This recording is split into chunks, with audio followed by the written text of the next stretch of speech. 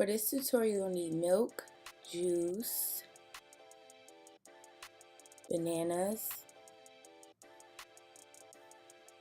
peaches, berries, and black chia. A blender, of course. I'm going to mix 1 cup of berries and 1 cup of almond milk together and blend on a medium speed. Then you're going to add peach juice, 1/2 cup. Blend that. Add some peaches. I added about 5 to 7 slices. Then I blend that on liquefy because if you know peaches frozen, yeah. And I like to shake it because it helps unclog it.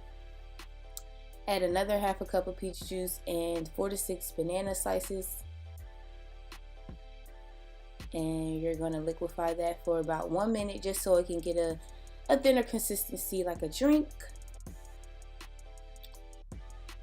Then you pour it up, watch it all fall out. And then we're done, and we're going to top that off with a teaspoon of black chia.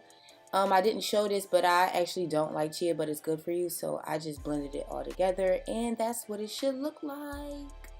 Thank you so much for watching my video. Please like, share with your followers, comment below what you want to see more from me, and subscribe so you can see it.